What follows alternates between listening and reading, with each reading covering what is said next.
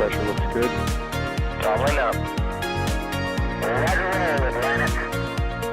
Water towers can fly! Yes! Tango Delta nominal.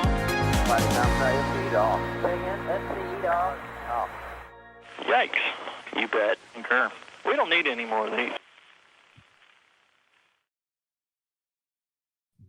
All right. Good morning, good afternoon, good evening, wherever you are around the world. You are currently looking at a Falcon 9 rocket at Slick 40 at Cape Canaveral Space Force Station, ready to launch the Transporter 2 mission into a sun-synchronous orbit. And I am Jack Beyer, your host for today, flapping my gums as usual, but out in the field. Of course, this camera view is brought to you by the illustrious NASA Spaceflight Assistant Managing Editor, Chris Gebhardt. What's up, Chris? Hello, Jack. How's it going, man? It feels like No, we just did this yesterday. Yeah, right. A little bit of deja vu, but that's okay. It is indeed. Yeah, it is indeed. So how's it looking out there, Chris, today? I know we were sort of trying to thread the weather needle a little bit yesterday. Is it the same kind of scenario today? It very much is. And everyone cross your fingers, cross your toes, because threading a needle is what we're expecting today again. We just heard that they have extended what is known as a Phase 1 Lightning Watch, which is not in itself a constraint for liftoff of the Falcon 9. That has been extended to 1600 Eastern here, 1800 UTC, with a liftoff now aiming for 1511 EDT, 311 Eastern, or 1911 UTC. So they have pushed a little bit into their 58-minute window, which closes at 2:54 local time here, or 1854. 3:54 or 1954 is the close of the window. So a little more time that they have in the window, but they have pushed already. Weather is kind of similar to what it was yesterday, only the rain is currently farther away from the launch site than it was at this point yesterday. However, there are storms out over the Atlantic that are drifting inward. So it will just be a matter of finding that hole and hoping we can go then, which honestly might be why they moved to 311 or 310 already.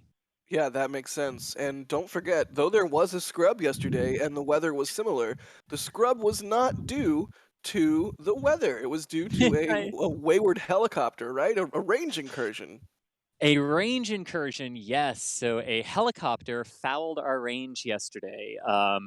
No, and the FAA did confirm that it was a helicopter and that they are investigating the incident from yesterday. But yes, a helicopter fouled our range at the last possible second. I think the official countdown got to like T-minus 11 seconds yesterday. Wow. Yeah.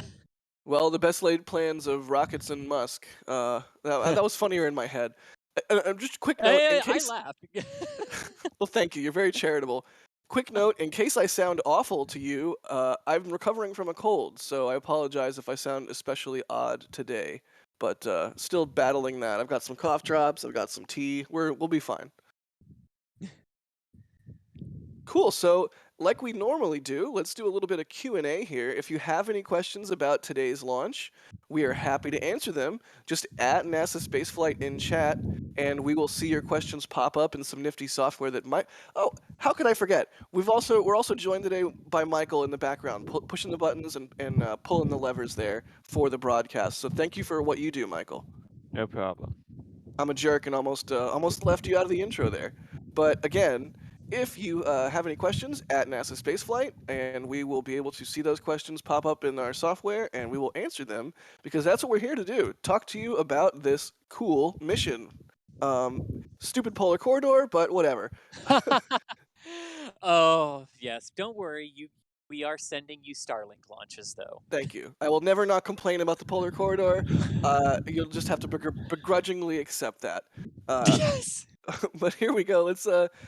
Let's answer some questions really quick. It's David James asking, why no drone ship landing for today, right? This is an RTLS landing. It's coming back to the launch site, unlike Transporter 1, which was on the drone ship.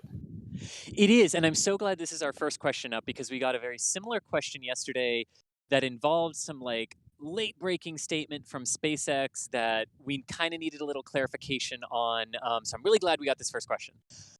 So basically, what it boils down to ultimately is that the total mass of all 88 satellites on board, the 85 for the customers and the 3 for Starlink, um, collectively, all of those weigh less than the total payload mass that was on Transporter 1 that launched back in January on a similar but not identical southern polar corridor route here out of Florida.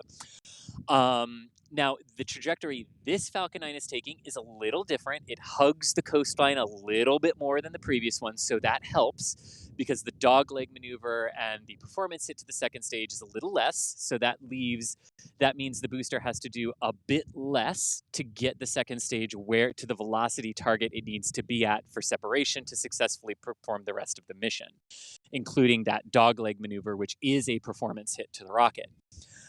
However, since the entire mass of the payload is lighter than Transporter 1, it's actually light enough and with the trajectory they're flying that the first stage can turn around with enough propellant left in its tanks and perform the return to launch site landing sequence, which involves a boost back burn after separation and then the standard entry and landing burns that we are used to.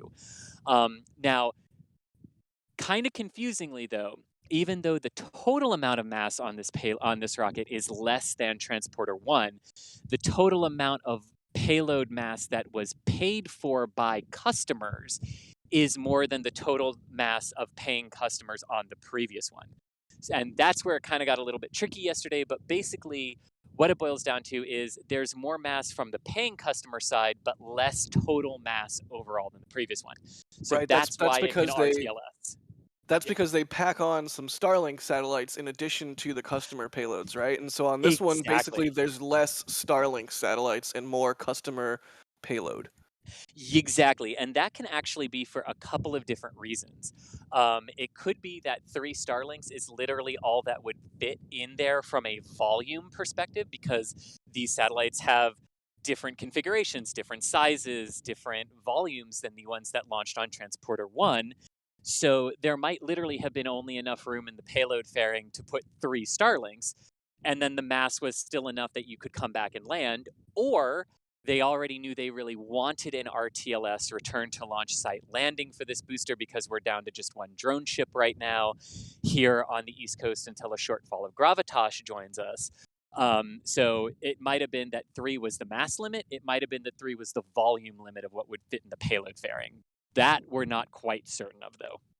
Right? Okay, that makes sense. Cool. All right. Well, great first question there from It's David James. Let's see what else we got. What booster number is this again, Chris? Yeah, so this is Booster 1060, which, if you get your calendars out, launched on its first flight exactly 1 year ago today on the No way. Yes, on the GPS-3 SV03 mission from Pad 40. Up went Booster 1060 July 30th, 2020, and it is making its 8th flight in a single calendar year today, or scheduled to at least. So yes, a nice little date coincidence here for this booster. So right now it is B1060.7, right? And when it launches, No, actually, that's a great question. That's what we had thought for the longest time, but actually, they get their number upgrade the moment they touch down. So this one actually became B1060-8 when it landed on the drone ship on its last mission. okay, all right, news to me. I guess you learn something new every day there. I think I only learned that like a couple weeks ago, and that comes from Julia. So Julia, thank you. Oh, awesome. Our resident fleet chaser there over at the Cape. Yes. Thanks for that, Julia. Really quickly, Dank Jeb, thank you for the super chat there. They say, can you explain the rolling sphere lightning protection system used at Slick 40? Is that just the towers again? Is that a fancy way of asking about Yes. the towers? It's a wonderful way of asking about the towers because technically each of the lightning towers have a sphere of protection influence. So when you have 4, basically this is a question about the 4 towers that are surrounding the central gray structure, which the central gray structure is the transporter erector, the thing that actually allows the rocket to be fueled. That's its sort of strong back as it's rolling out, and what they use to lift it up to vertical. And then you have 4 see-through towers on either side, 2 on each side, and those are our lightning protection towers at Slick 40. So that's what that question is in regard to. Yes. Really quick, we do have a new launch time. They have pushed the launch again now to 3:31 p.m. Eastern or 19:31 UTC due to weather. There we go. So now, 3:31 is the new time. 3:31 is the new time. And when does the window technically close? The window closes, so launches at 15:31 right now local time, and the window closes at 15:54. So they've got about 23 minutes based on that time. Got it. Is that enough time to recycle if they need to? Great question. No, this basically makes it an instantaneous window given that time period. All right. Well, let's see what happens. Maybe they'll push further into the window before we get too far into the count and give themselves even more time, or we'll just have to wait and see what happens, right? Indeed, yeah. For those who are slightly unfamiliar with the Falcon 9, since we've got a few extra minutes, basically the fueling process of the Falcon 9 is designed, it's called load and go. So they start at T-minus 35 minutes, they complete the fueling sequence 2.5 minutes prior to liftoff, do the final purge of their ground equipment, and go. And basically that's because they use super chilled densified liquid oxygen and chilled RP1 kerosene as the propellants, and the less amount of time they have to remain inside of the tanks means the more propellant you have in the tanks and the more efficient you can get your rocket. There are, however, holds in that, and stable hold points where they could stop if they had an issue or could recycle to, that don't necessarily involve draining the vehicle completely. But given that it's only now a 23-minute launch window because they've eaten into some of it, basically if they ran into an issue at this point after fueling started, they really don't have enough time to correct the issue and get back into a posture to launch with just a 23-minute window at this point. I do have the weather radar that we were using yesterday, and you can see there is an offshore shower kind of heading towards the launch site, which is that tiny red dot. That tiny red dot just along the coast is where Falcon 9 is right now, and this is about a 40-minute playback on the weather radar. So you can see how that storm system is moving in and why they might be trying to push the launch a bit. Yeah.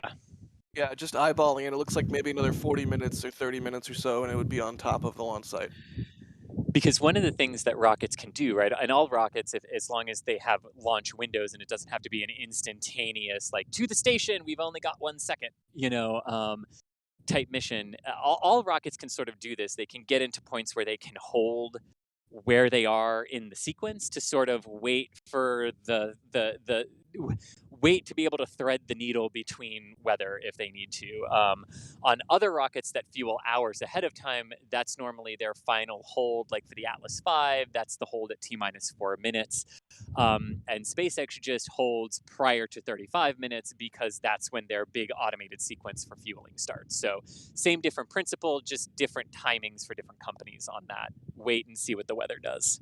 Hey Chris, you can see some pretty tall cumulus clouds in the distance on Fleet Cam. How far are those away from the pad? Yeah, let me zoom out a little bit on the pad so you can maybe see some of the cloud structures that are above us here a little bit. The clouds that you are seeing on Fleet Cam are actually north of the launch pad. Oh boy, guessing games. 20 to 30 kilometers north of the pad, or something like that from the cumulus clouds you're seeing there. Cool, that's a good sign at least. Yeah. Good, that's what we like to hear. Is they're north of the pad, not over the pad. That's what we want. Yeah, over the pad there's actually just this really thin layer of clouds. But no big storm clouds today like yesterday directly over us. Of course, we saw on the radar that there is one coming our way. So alrighty. Let's see. Trigiv with a question about what a sun-synchronous orbit is. It's a spacecraft. It's an orbit where you pass over the same point on Earth every solar day, right? Am I saying that right, Chris? Yeah, yeah. It's basically that it's a specific type of orbit where your satellite will pass over the same, or it's a type of orbit where every time your satellite comes over the same place on Earth's surface, it's doing so at the same local solar time. So it's all about sun angle, so that the sun angle is the same every time you come over a particular region. And the reason we like these types of orbits, especially for Earth observation missions, is you can do direct comparison of image to image to image to image to image, and you never have to worry about, ooh, is the shadow different? Like, are we seeing a difference because of shadows? Because the shadows should be the same based on the sun angles. Yep, that makes sense. That's what you want for Earth observation satellites. Let's see what else we got. I got some good questions today.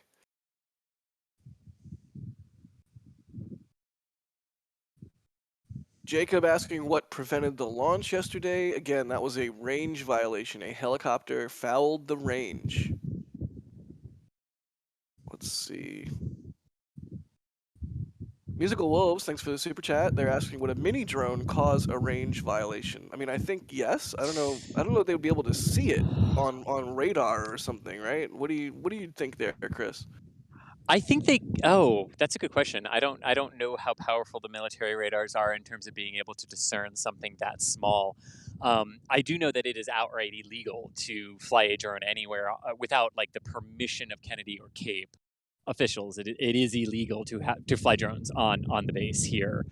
Um, yeah, I don't know what would happen in that regard with We the are being drone, told but in our back channel that they can detect birds and drones. so there So, you go. So they detect it, and they'd get it out of the air some way or another. righto. Good question there.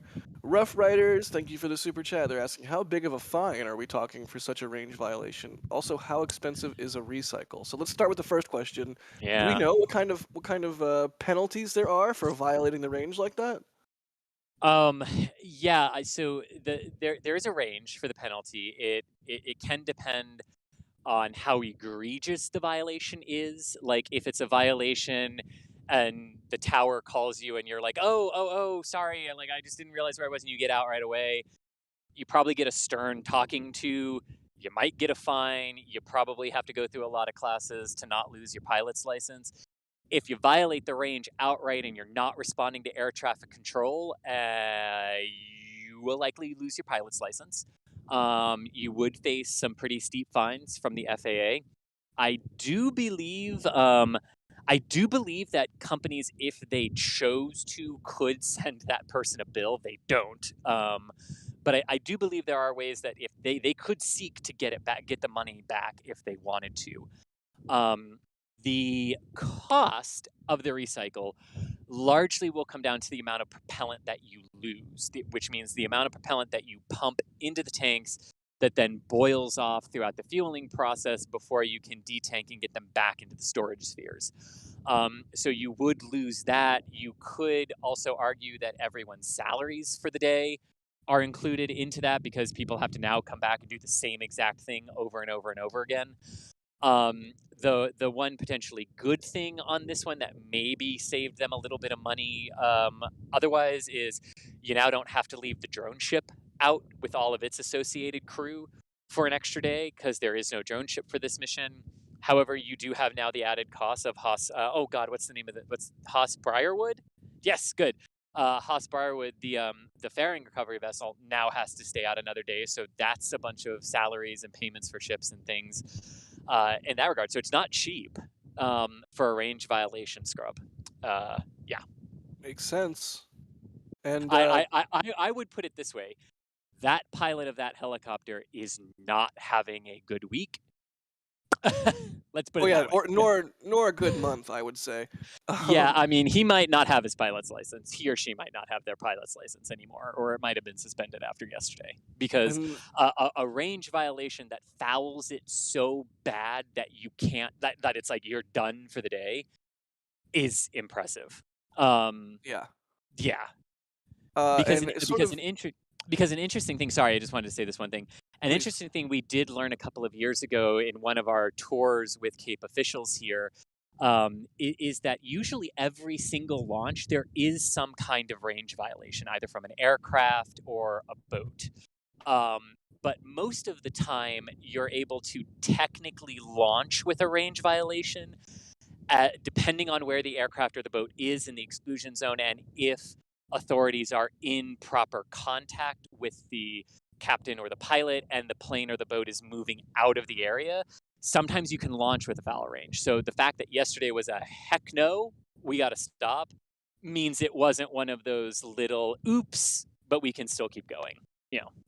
And Chris, there was an Iridium launch at Vandenberg a couple of years Yes. ago where there was a cruise ship, like a full cruise ship with Yes. hundreds of people on board in the range, and they launched because it was in the far corner of the range, and the range determined that even if the rocket blew up, the odds of anyone getting hurt were basically zero. And I think part of it is that the safety zone is a lot bigger than it has to be, so that when an Right. object enters the range, they have time to tell them to turn around.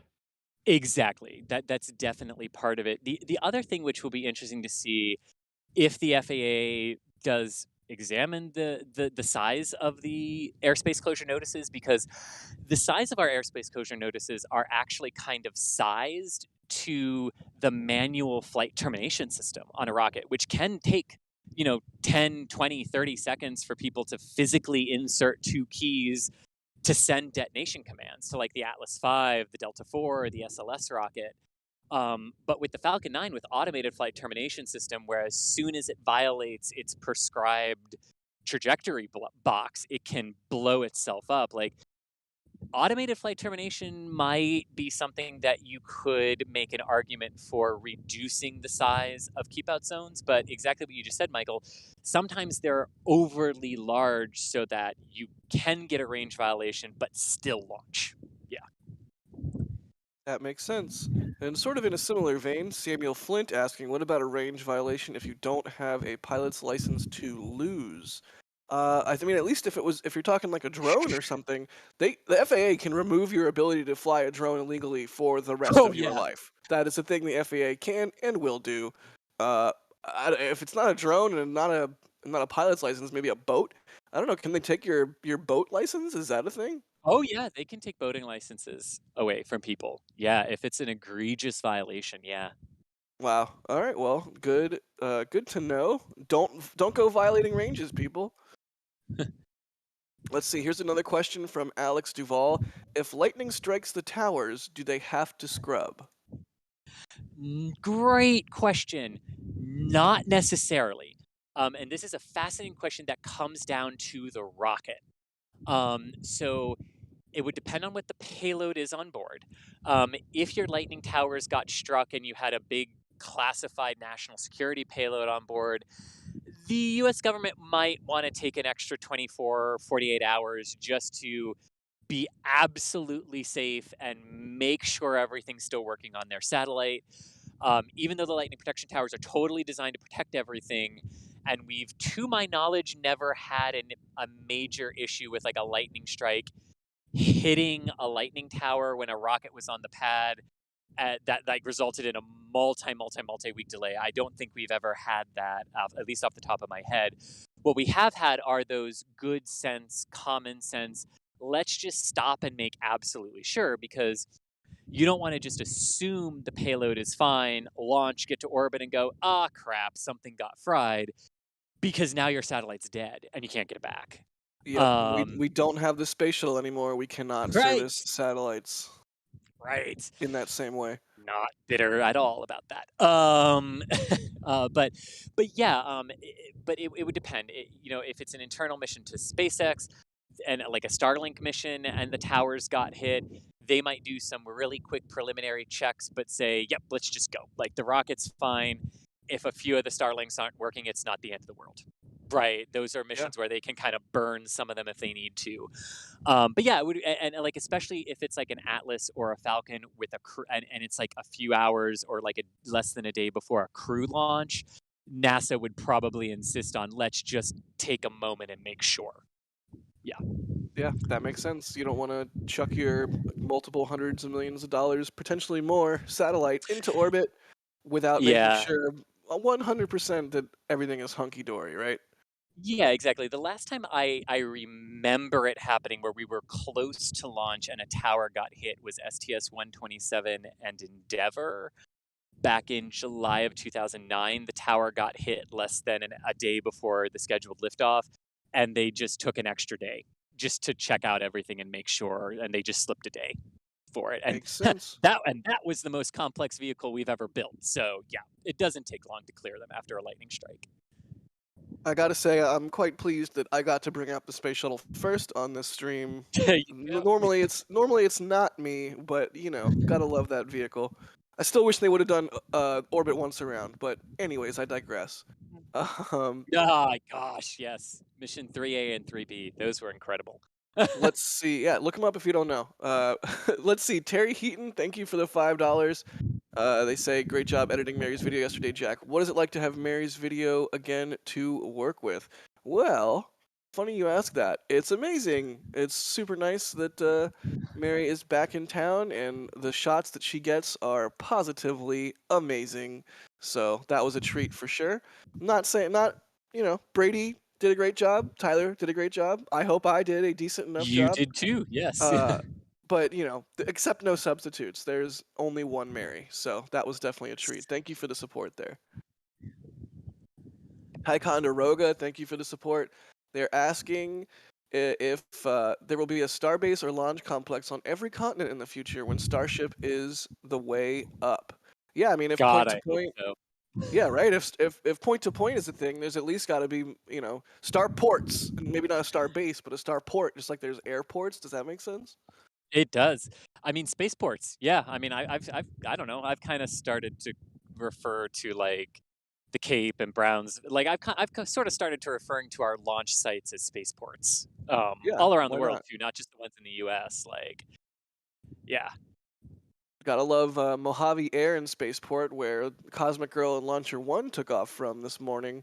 Spaceport is just a Yes. cool sounding word. It really is. It really is. And yeah, major congratulations to Virgin Orbit. That was incredible this morning to see the first operational flight of Launcher One and a success. So wonderful there. And if you did not last night or yesterday evening see the Progress cargo launch from Baikonur to the International Space Station, do yourself a favor and go find the Russian broadcast of that, the Roscosmos broadcast of that, and watch the liftoff. It was just prior to sunrise. The Soyuz did the jellyfish. It was amazing. Go watch that launch if you didn't yesterday. Yeah, I saw a lot of people talking After this about one, that. don't leave, but after this. I saw a lot of people talking about that. I'll have to check it out after we're done with the Falcon 9 here. It seemed like it was a heck of a launch to see. So let's see really quick. Taylor Van Camp, thank you for the support. Crunchy peanut butter is better than smooth. Don't at me. Darth Vader, thank you for the support. They're asking about the next vehicle after Starship and if it'll use Raptor. I think that's a little bit far out to speculate on there, but thank you for the support there. Who knows? Honestly, we're still getting Starship up and running. Warp Ba- drive. Warp drive, Elon. yeah, there we go. Bacon Akin, thank you for the support. And they say, which Falcon 9s land back at the Cape? Aren't most at sea? Yes. I guess it's a payload mass issue, correct?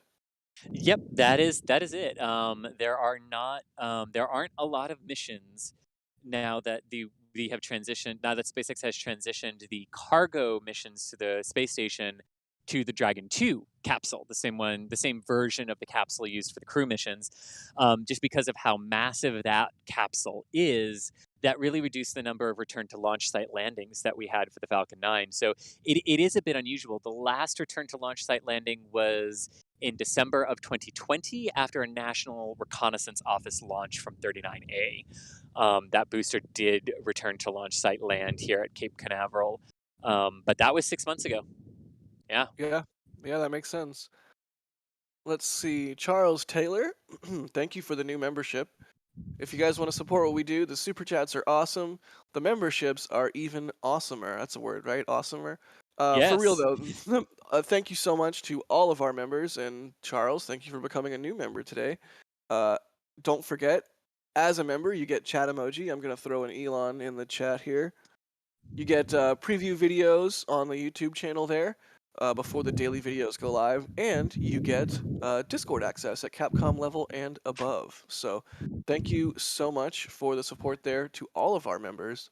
We extra super turbo appreciate it. Let's see, Wern Hookie, I'm just going to guess that that's how your name is pronounced. Asking, this is a good question for you, Chris. Has a Falcon 9 ever shut down an engine like STS-51F?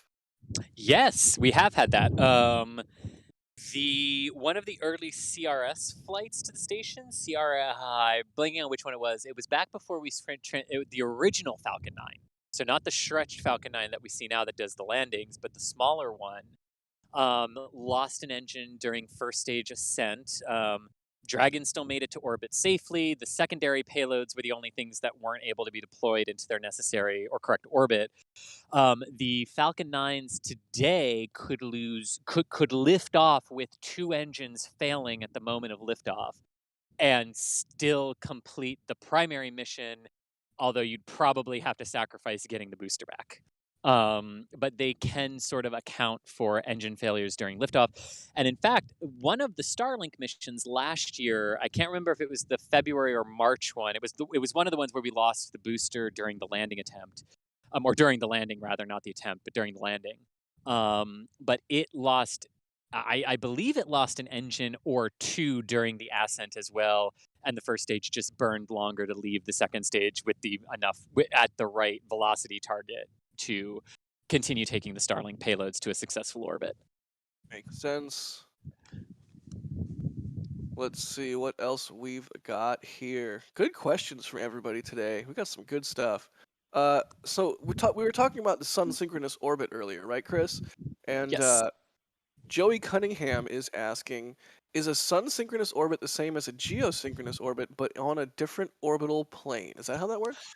Great question. No. No.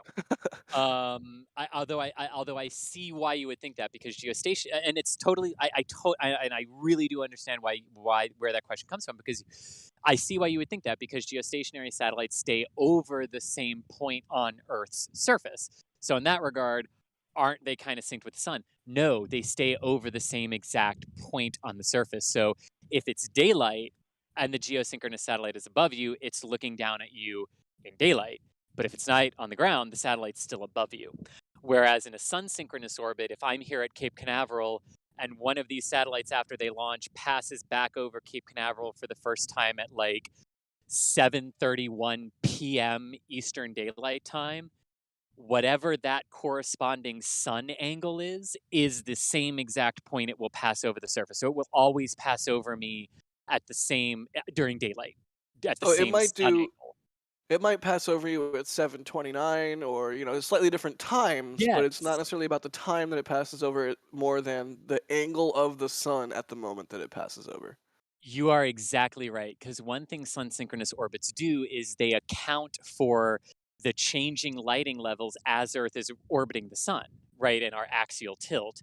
So if they first pass over at like 7:31 p.m. in the middle of summer, whatever that same equivalent is at like 5:03 p.m. in the dead of winter, that's when it passes over, but it's the same sun angle. Yeah. That's fascinating. Are sun synchronous orbits like elliptical or more circular, or what They're does that orbit have to look like in order to accomplish that? They're roughly circular, and they reside usually between 550 and 575 kilometers in altitude. And they are also retrograde, which is how they're able to accomplish that, making sure you're accounting for how the axial tilt is affecting sun angles on the ground. Okay, makes sense. Well, thank you for that, Chris. Again, we are just under 56 minutes to hopeful T0. If you're just joining us, this is a Falcon 9 rocket at Slick 40 at Cape Canaveral Space Force Station. Still hasn't gotten normal to me to say Space Force Station, but there we are. That'll I happen know in what you mean. time. But yeah, this will be a return to launch site landing for the Falcon 9 first stage booster, and this rocket is carrying 85 customer satellites and 3 Starlinks for a total of 88 satellites that will be launching into orbit today, hopefully in just over 55 minutes from now. Indeed. And those 85 customer satellites really run the spectrum of what satellites can be. There are numerous ones on board that are just technology demonstrators. They're literally just going up for big companies, right? Like big companies like Lockheed Martin that you always hear build these big geostationary telecommunication satellites. Well, ways that companies like Lockheed Martin test some of that technology before committing it to a multi-million-dollar vehicle is with small satellites like this, where they can launch them on ride shares like this one, get them into space, test all of that technology, confirm that it works, and now you've retired a lot of your risk toward future multi-million dollar satellites. We also have numerous Earth observation satellites that are on board. One in particular is from Capella. It's their ongoing growth of their Earth observation fleet network. We have several synthetic aperture radars observation satellites, which can see Earth's surface through any weather condition. We have Internet of Thing demonstrations. We have stuff for governments from around the world and private companies from around the world. So yeah, those 85 satellites represent dozens of nations and dozens of institutions from Yeah, around we the world. talked about that a little bit yesterday, right? That you don't always want to send up one massive monolithic satellite. Sometimes it's helpful to Right. test small components of it on a CubeSat form factor, and that way you can advance the state of the art rather than just using the same old components over and over again. Exactly. And one of those that's actually on board is the Sherpa LTE space tug from Spaceflight Inc., which is the first ever electric propulsion space tug. So part of how they're testing it is it has a whole bunch of payloads mounted to it. So the Sherpa LTE will disconnect from the Falcon 9, and then it will deploy all of the little satellites that it needs to over the course of the coming days, hours, or days. And then they will test the electric propulsion systems on board it. So they're going to get rid of all of their customers first. Then they're just left with the test platform because they hope to start flying these for real on future transporter missions. Right, that makes sense. Very cool stuff. Let's see what else we have here. Kathy Collis, thank you so much for the very, very generous super chat of 50 pounds. We appreciate that so much. Keeping the lights on here at NSF and letting us continue doing what we do. And I can see also, it looks like Kathy is also a new member. So not only the generous super chat there, but new membership from Kathy. Thank you so much. Super appreciate the support.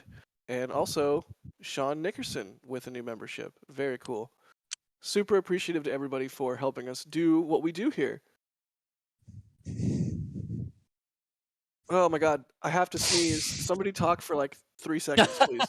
Okay, I got you, Jack. Yeah, so one thing we are waiting out here is the weather. We've crossed the 1 hour mark. Right now, we're sitting at about 52 minutes away from our anticipated liftoff. You can see the 40-minute radar loop that Michael has up right now. So still sort of watching where that one little shower might be going, and waiting to hear if they're going to push any further than the current target of 1531 Eastern, which is 1931 UTC as the current targeted launch time for Transporter 2. After a successful liftoff and first stage flight, the first stage booster, B1060, making its 8th flight. And everyone wish Booster 1060 a happy birthday because it flew for the very first time exactly 1 year ago today. Happy And birthday, is now 1060. I want to see a lot of cake emoji in chat. right. I don't want to be able to blow out the candle that it self produces. Like it's got yeah, right. But about 8.5 minutes roughly ish after liftoff, the first stage will land here at landing zone 1, performing the first return to launch site landing in about 6 months here. For a Falcon 9. So a lot to be excited about if you are in and around the Cape area, like Playa Linda, Titusville, Jetty Park, Cocoa Beach, Satellite Beach, places like that. Get ready to hear some sonic booms because the Falcon 9 makes 3 of them as she comes back in for landing. Sure enough. And thank you for covering me there while I attempted to sneeze. You never acknowledge the sneeze because then you can't Yes, sneeze. So exactly. this is my life now. Let's see. First rule of sneezing: don't Yeah. acknowledge. Donald Munro, thank you for the support there. They say, would flight termination system ever be used in flight due to a range violation? Example, No. aircraft came into range between liftoff and booster, landing, booster goes boom. So you're saying no, Chris? No, they would not blow a rocket because an aircraft violated the range after liftoff. I feel like Um, that could potentially be more dangerous than just the rocket launching by itself. exactly, because the odds are the rocket's going to do fine, right? I mean, like the chance is always there for a failure, but I mean, the Atlas, the Falcon, the Deltas, like a lot of the rockets that we have nowadays are so mature that yes, the possibility is always there, but 99.9% of the time, it's just safer to let the rocket keep going because that's one piece of debris you have to worry about versus blowing it and creating millions of pieces of debris. So it's just, that you wouldn't blow up a rocket just because an aircraft violated the range after liftoff. Makes sense. Let's see, really quick, couple more super chats. Again, thank you to everybody for the support today. It really, I mean, it enables us to do what we do. So if you like what we do, you can do the super chats. You can get some merch from our sweet merch store. You can even, if you don't have money, that's fine. Just hit the like button. Make sure you're subscribed to the channel. Maybe tell your friends that also like spaceflight stuff about us. We really appreciate all manner of forms of support. So that would be really, really great. So let's see, Thomas and Fang, thank you for the super chat there. With some starship advice about me in a kayak, haha, and seagulls. Yeah, rockets can't land on seagulls. We saw that. I forget what mission that was. That was a Oh drone yes, ship landing, right? Where the booster did not successfully land, and everyone's joking because there was the seagulls on a drone ship. yes, the seagull diversion maneuver, as we jokingly called it. Oh Yeah, yes, and the then SDM. yes, and then what was great is like it was like three seagulls, and then like there were three seagulls on the barge, obviously not the same ones, when it came back into port. So it's just really funny to see like, the seagulls made it back at least. It's like three evil seagulls. Oh man. Let's see. Jerwa, thank you for the support and the kind words. John, thank you for the support. And Rob, thank you for the support there. They say, took my 16-year-old daughter to KSC yesterday. Atlantis exhibit was outstanding. I can vouch for that. I think we all can. The Oh Atlantis God, exhibit is yes. absolutely stellar. Uh, and they're watching from the beach today. Cool. Well, hopefully you guys Woohoo! get a nice launch. If you're south of the launch pad, that thing should fly straight over your heads on the way out and on the way back. So hopefully you guys get a good show today. Yes, that's actually a great point. If you are here in the area watching us, right, there are clouds, so the odds of you losing the booster visually after stage shutdown and separation and the initial boost back burn are kind of high today, right? If you lose track of it, just look straight up and wait for the entry burn. The entry burn will look like it is directly over your head to the point where it kind of freaks you out. But yeah, if you lose track of it, just look straight up and wait for the entry burn, and then you'll reacquire it. Good advice. And yeah, don't be freaked out. All is nominal. Let's see. Here's a good one. The Blue Hexagon asking, why does Falcon 9 make 3 sonic booms? I'm guessing they mean while it is landing. Yes, yeah, great question. The one of the sonic booms is produced by the leading edge of the engine section at the butt end of the vehicle. The second one is produced by the landing legs and the grid fins. And then the third one is produced by the grid fins on the top of the vehicle.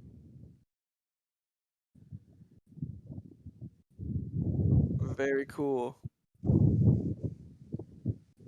Yeah, it's kind of like a boom ba boom, right? It's like it's 3 sonic booms, but the second 2 are kind of closer together. Yeah, I honestly can't remember if it's the first two or the second two that are closer together. I think it's the first two because it's the engine Okay. section and then the bump out for the legs. But I honestly, from memory, can't remember. 'Cause they're so close together that I think when you slow the audio down, you can hear it. But like in real time, they're almost instantaneous to one another. Makes sense. Let's see what else we have here. Looking for some questions.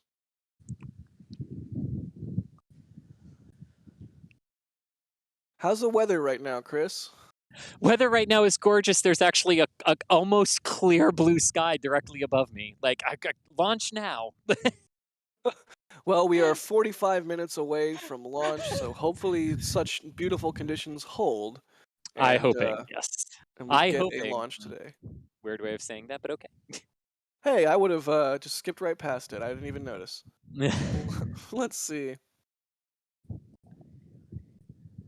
Sailing someday, asking what causes the jellyfish effect we were talking about earlier. We're not expecting to see that jellyfish effect today, but yeah, we mentioned that happened with the Soyuz launch from last night. Uh, that's a function of launching at a time where the sun is below the horizon, and the rocket climbs into light, right, Chris? Yes, the and the sun has to be behind the rocket from the viewing angle. Oh, so Basically, from your advantage point, like you need to be looking out to the rocket, and the sun is below the horizon, basically that you're looking at, because we don't get jellyfish effects at night in Florida, and you all on the West Coast don't get jellyfish effects in the morning. It's the backlit nature of the exhaust trail that ends up creating the visual effect. right, that makes sense. I'll never forget.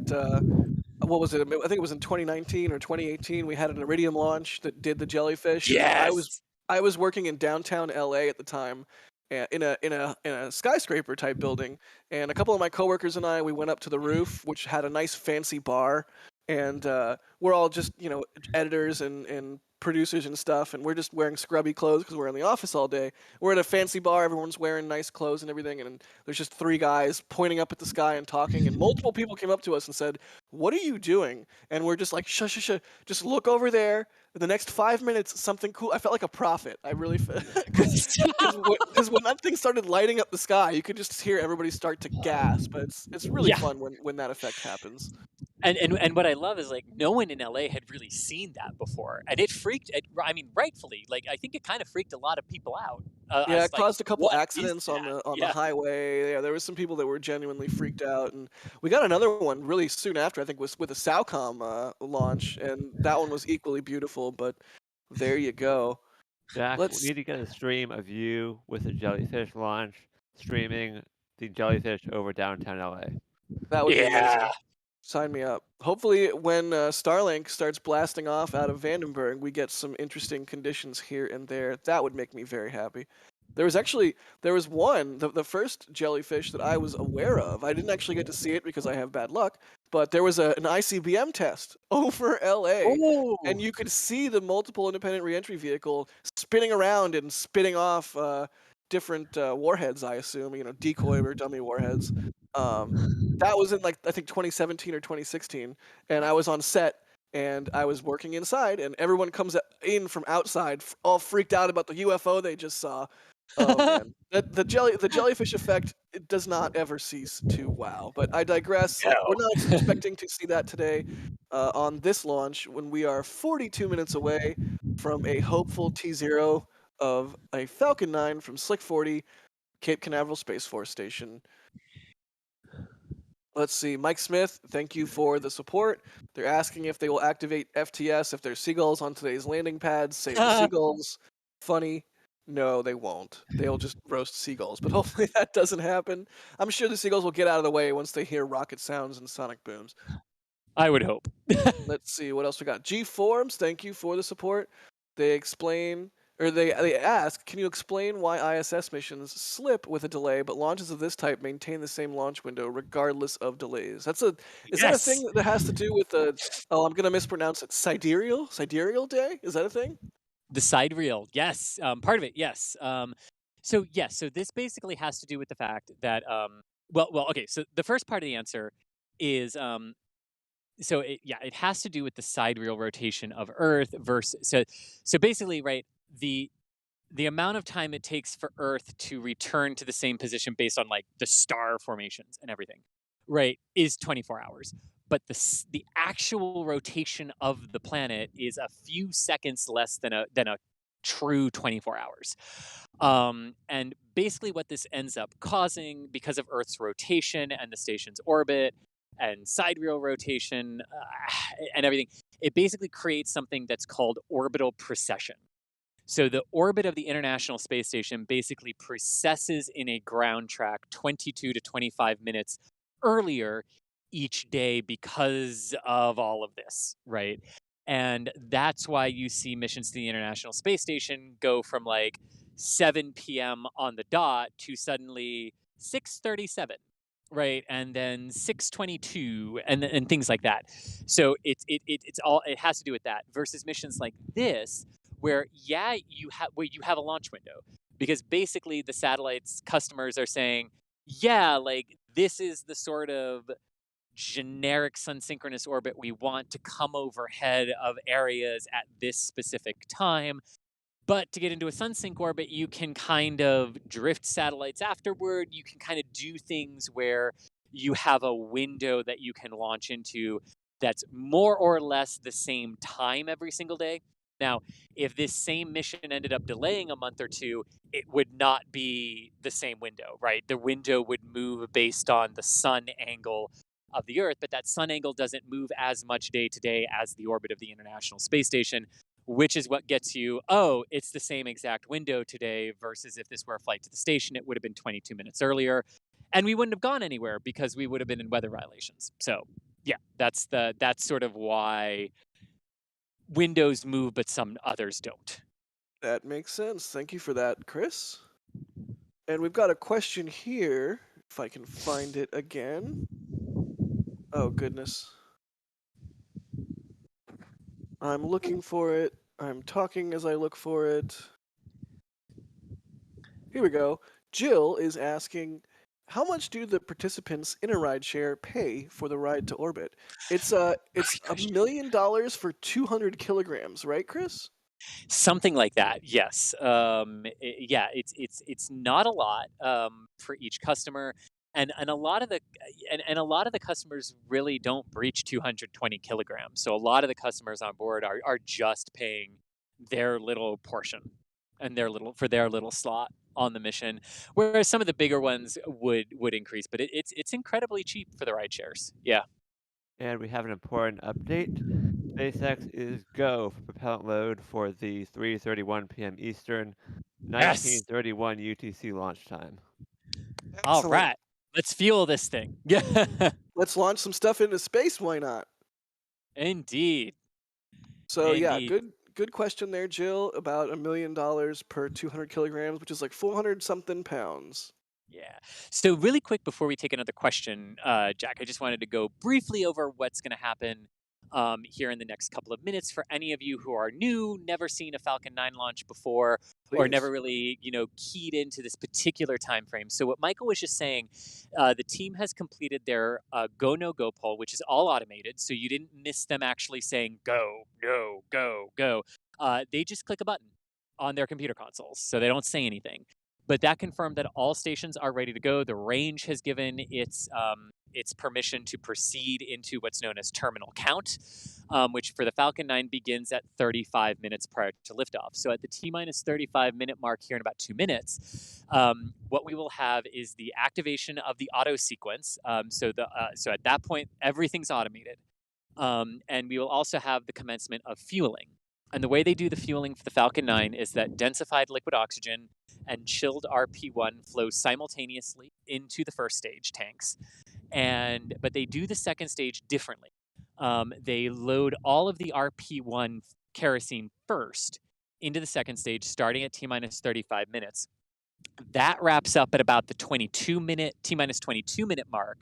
They purge the transporter erector with gaseous nitrogen, which is the big white vapor purge and everything that we see a lot of right at the T-minus 20 minute mark. And that allows them to then transition to fuel the liquid oxygen into the second stage starting at T-minus 16 minutes. So that's a sort of snapshot of what we're going to be expecting here from the 35-minute mark to the 16-minute mark. And when we get around the 16-minute mark, we'll go over what to expect in the rest of the countdown, as well as they march toward T0. But that's what we're expecting over the next few minutes as we keep answering your questions. Very cool. I mean, it's just wild. We're getting to the point where launching stuff into space is super routine, and it's just another day here at the Cape Canaveral Space Force Station. Yes, indeed it is. Let's see, Ray Eckel, thank you for the new membership. Where did you come in at, Ray? Red Team, awesome. You get chat Oh, emoji, sweet. you get member preview videos there on YouTube. Thank you so much for the new membership. Let's see, Bradley York, thank you for the support. They say, can you explain the use and goal of Starlink?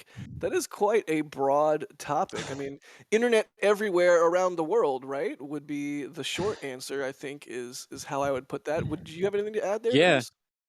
Chris? Yeah, that's basically what I would say. I mean, yeah, I mean, decently affordable, high speed internet connections anywhere on the planet beam down to you from the satellites above you. Right. The ultimate goal of it, though, is not just to provide internet services and internet connectivity, especially to underserved and underdeveloped regions, especially infrastructure underdevelopment.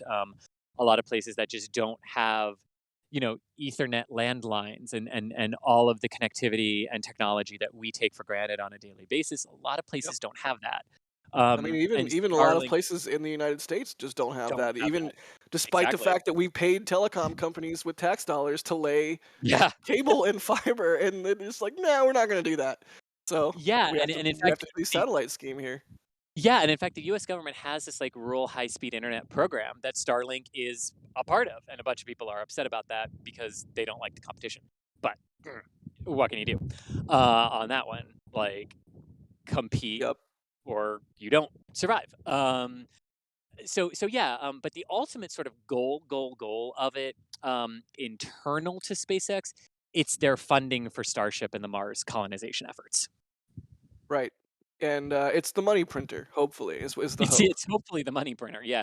What did Elon say yesterday? They have 69,420 as the strategically significant number. I think he said yesterday they have current users on Starlink, and they're thinking that that will increase to over 500,000 this Yeah. year as like everything as they roll out more and more coverage areas as because that first orbital shell, all of them are launched for that first orbital shell. They still all have to get into their final positions and everything, but they're all up there. So like that initial 80% coverage of the world, all those satellites are up there already. It's just a matter of getting them to their final positions to enable that type of connectivity and It's crazy coverage. how fast they've already gotten that first shell up. I mean, it's Yeah. just wild. But yeah, Well, and 3 Starlink satellites on this mission today. Not a not a strictly Starlink mission, but there are Starlink no, satellites on this mission today. there are, and I think there's another good thing to talk about here too, because you said like it's impressive how quickly they've been able to get that up.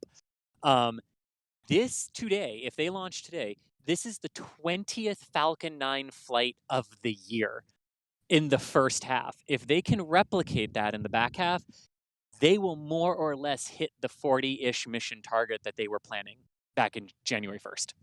Which is extremely impressive. I mean, I remember thinking, Incredible. the days Yeah. of being like, "Do you think they'll launch 20 or you think they'll launch more Yeah. than 10?" Like it's wild. Yes, and so this would be the 20th of the year for them. The 21st flight overall out of Florida for the year. We've only and 20 of those have been Falcon 9s. We've only had one Atlas so far this year. As well. I mean, it's an incredible cadence. But yeah, if they can do that, this will bring Florida to 21 for the year and SpaceX to 20 for the year. It's The whole point of that is the vast majority of those are the Starlinks. Yeah. it's absolutely it's getting to the point where it's almost like a salvo, just like fire them all at once. Yeah. Yeah, I because like joke, I joke. I think we started the year at like Starlink 13 or something like that, and we're through 28 Amazing, already. Like it's just incredible. Yeah. gotta love it. Let's see, Mop Bop with a question about what is a sign of prop load starting. Is there any visual signs there, Chris? So right immediately at the T minus 35-minute mark, which we would have had 5 minutes ago, not really on it, and it kind of depends on atmospheric conditions of the day. So like right now, I don't know. I don't know if you can see it on the zoom in on the zoom here on your screen, but what you'd be looking for is basically like wispy little vapors around, starting at the bottom of the vehicle and then gradually working their way up. Um, that's what you would be looking for in terms of the obvious can't miss it visual sign. That comes at T minus 20 minutes and 20 seconds when the big purge vent from the transporter erector happens. The thing that usually gets us to say, like, we get it, Falcon 9, you vape. Yeah. But Very that's the cool. first big visual sign that you'd want to look for. Yeah. Yeah, it's not quite like Starship testing. If you guys are more familiar with those Right. streams, where it's like, oh, the recondenser is on. We can see it. There's a giant cloud that is actively, telling us that the rocket is either being fueled or what have you. So, a little bit more oblique here, but looking for the wispy vapors coming off of the container that is the tanks on that first stage. Let's see. Good question there from Mop Bop. And satisfying name to say, really. So we are just under 30 minutes from T0. Transporter 2 progressing nicely. In about 9 minutes, we should get that big 20-minute vent that Chris was just talking about. So keep your eyes open for that. Let's see. Here's one from Shikamu1. Hopefully I pronounced that name correctly. They're asking why Falcon 9 sometimes will make sonic boom-looking clouds as it goes supersonic. I think they're talking about the shock collar, right? Is that what that's called? Yeah. The shock collar, the vapor cone, the big white thing that appears around the vehicle as it breaks the sound barrier. Yeah, that is atmospheric conditions on the day. The higher the humidity, usually the more pronounced that shock collar is. The lower the humidity, usually not. It can depend a little bit on if the vehicle is flying a more depressed versus lofted trajectory on the day. So it all just it's all the atmosphere basically, in terms of how prominent that visual vapor cone is. Yep. How prominent the vapor cone is from a visual standpoint. That's the word order I was actually looking for there. Solid word order, Chris. I mean, Thank it's you. the same. It's the same with aircraft, right? If you're photographing an aircraft, sometimes you Right. get lucky in the day, and there's nice little trailers coming off of the wings, or we've all seen, I think, photos of jet aircraft with that sort of shock color as they go supersonic type Yes. look, and that only happens in the exact right atmospheric conditions. And those are what you were talking about photographing. Were you talking about the little wing vortices that sometimes Both. form behind? Yes. Oh, both. Yes. Yeah, because those are atmospheric conditions on the day as well. Yeah. Yep. Yeah, those wing vortices are beautiful, and if you get those when you're shooting jets, sometimes that can be really nice. And actually, I photographed talking about the supersonic shock front kind of thing. I've photographed a jet out in the desert where, of course, there's not enough moisture in the air for that sort of vapor cone to form. But in the photo, if you look really closely, you can see it almost looks like the air has been cracked. Like you can see the shock wave in the air. It's astounding. So even if you don't see that forming, that vapor cone forming as Falcon 9 ascends, it's still happening. Like those atmospheric forces are still occurring at that phase of flight as it breaks the sound barrier. It's just not visible because there's no, the conditions aren't right. Right. Very cool. Let's see. DYU, I know you. Thank you for the support. They say Chris G and Jack Fan Club. Magic Skates, thank you for the support. They say probably a silly question, but wondering if this was the launch that scrubbed yesterday. Yes, it is in fact the launch that scrubbed yesterday due to a range violation from a helicopter, which I sort of find interesting, right? Like helicopters aren't super fast, and they don't have the longest range, right? Not like a commercial wide-body airliner. So what was that helicopter doing, and where was it? It's quite perplexing. Yeah, it is. I will say this, and I want nobody to take this as this is totally what happened yesterday. I offer it solely as a potential explanation because it is weird, right? If I had to guess, someone forgot to check which way the rocket was going. Someone forgot to check where the airspace closure notices is, and took off and went due east into the southern exclusion zone. That would be my guess, based on just the rapid fire nature of how it happened yesterday. That's a guess. That's simply a that might be what the reason was. We will wait, of course, for the FAA investigation to be complete and the FAA report to come out on what happened. Exactly. Yeah, but that's not baseless speculation, right? The polar corridor No, here is they're new. relatively new. Rockets launching in this manner from Florida is relatively new. This will be what, the third third of Yeah. these? Yeah. So if you are a seasoned, maybe perhaps, dare I imagine, a grizzled old helicopter pilot, and you just assume rocket launch, okay, I'm not going to go that way. No, you probably should look at the guidance there in the NOTAMs. And actually, I believe I can see with the naked eye some of those wispy little white vapors working their way up the side of Falcon 9's first stage. So, Sure enough. to whoever was just asking, what's our visual? We got the correct atmospheric conditions to see it before the big vent at T-20. So there you go. Look at that. Yeah, so good sign that Falcon 9 is being fueled actively, and we are progressing towards a launch. Oh, wow. What happened? We just got a whole bunch of new members. Thank you so Oh, much to wow. all of our new members. Carl Andreessen, thanks for the new membership. Jeff Cheney, thank you for the new membership and the upgrade. Ellen, thank you for the support there. Thomas, thank you for the new membership. Or Tomas. Mike Weissman, thank you for the new membership. So many new members. This is awesome. Thank you, guys. And Skynet, thank you for the new membership. Again, those memberships absolutely are key to allowing us to do what we do, and it really helps us sort of come up with a game plan and execute a lot of the ideas that we have. Dare I say? I mean, I'm just gonna bite my tongue, but thank you, members, for everything that you enable us to do. And there's a lot of cool stuff coming down the pipeline. So, just really, really want to reiterate thanks to all of you. And don't forget, you do not have to super chat or be a member for me to say your name. You can ask a good question. So at NASA Spaceflight in chat, ask a question, and it'll pop up here in our software. But 23 minutes to launch, just over. Fingers crossed, everything goes great, and we don't get another range violation today, and the weather does in fact cooperate. Chris, speaking of the weather, what is the status of that beautiful blue hole in the clouds you were talking about earlier? Is that still there? Less blue and less whole, but still there to a degree. I do see a rain shower offshore moving toward us, so I'm gonna be, but I cannot speak to like the trajectory it's on. Got it. If they're fueling, then what that basically means is that the weather team has said, yeah, we really do think you will be good at 1531, based on what we're seeing in terms of how things are moving, how things are trending. They usually don't start to fuel when they still have time left in the window, unless the range weather officers have said, yeah, we think you'll be okay at that time. Got it. All right. Not a guarantee you will be, just that they think you will be.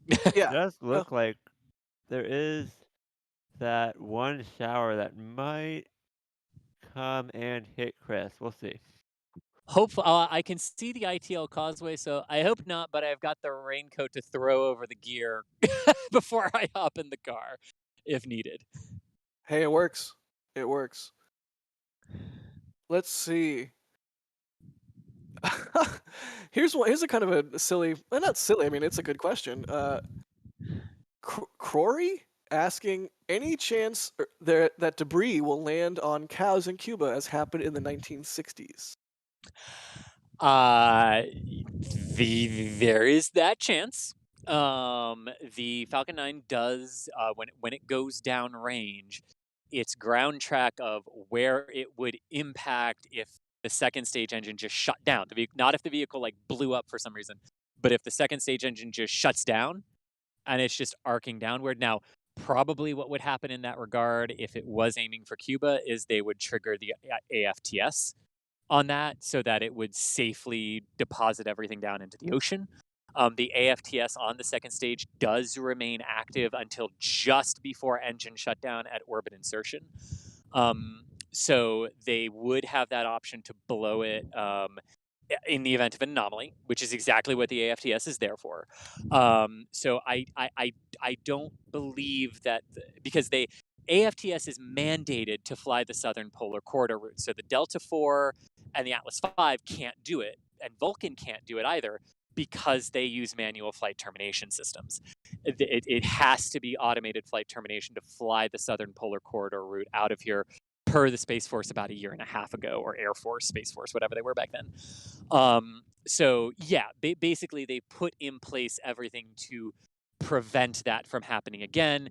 But of course, if something malfunctions, it could always happen, but they've taken the steps to not allow that anymore. Makes sense. So the cows will be safe, hopefully. Yes. And the people. And we are at 20 minutes and 20 seconds. And coming up, oh, there There it it goes. is. That's the T-minus 20-minute event. Look at that. Well, our clock is synced. We know that because the T-minus 20 event is at 2020. So there we go. Excellent. So further progressing towards a launch of Transporter 2 from Cape Canaveral Space Force Station in Florida. Let's see, a lot of questions about the scrub. It was a wayward helicopter. It was a range violation that caused the scrub yesterday. Let's see what else we got.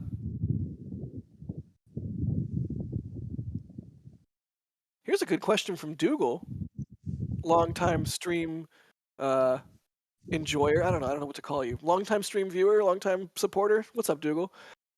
Saying, have we ever seen an RTLS landing view from a booster without video dropouts like we've been getting from drone ship landings lately? Is that something perhaps to look out for on this launch?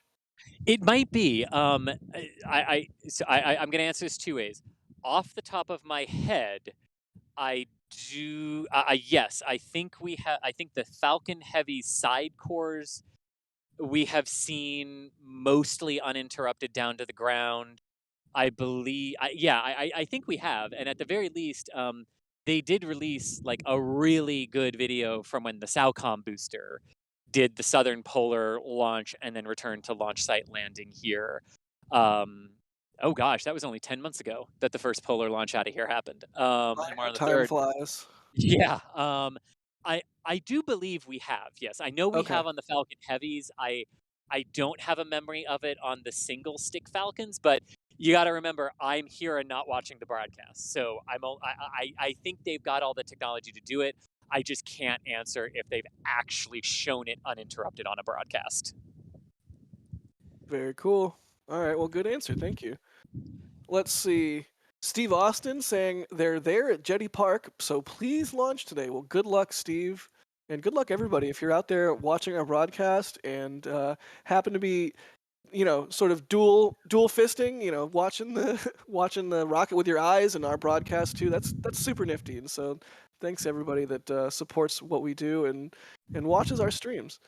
Here's another one. Let's see. Oh, I had it and I lost it. Okay, here we go. Alex Bowers. I like this question. Asking, in our opinion, how many times do you see them being able to reuse a first stage? I'm gonna say, 50. Honestly, it depends on how much refurbishment it would take, right? But it seems like it doesn't actually take too much refurbishment, and it might not be out of the question for these rockets to fly a lot of times. What do you think, Chris? Yeah, so I know Elon and Gwen have both said that they are each individually built to fly 100. Although the total number that they could fly, I think Elon said, was probably more than that. But Gwen then followed that up by saying that from the sort of manifest that was developing, that she really didn't see, at least in the immediacy, how one would get that high up in a flight number. And then yesterday, Elon said that there is at least one booster that has a manifest out to flight 30 at this point. So sort of in there, like, if everything goes perfectly, what are we thinking the booster assignments are for each missions going out well into the future? There's at least one that goes out to 30. Although, as we were talking yesterday, to break the world record, they got it. One has to get to 40 to break the world record to be the most flown orbital class vehicle. That was one of my favorite moments from yesterday's stream. The fact that you could just immediately rattle off the number of flights for each shuttle orbiter and then determine how many flights a Falcon 9 booster would have to make to equal and better that. And that is 39 for Discovery and 40 to top it, right? Am I remembering that correctly? That's exactly right. Yep. That is it. Steven, can you grab the yeah, oh my god, I see the rain. Can you grab my raincoat passenger seat? Yeah. crap. Godspeed there, Chris, with the rain. Yeah. Thank you for dealing with it while we wait for a launch. Just 15 Thank minutes, you.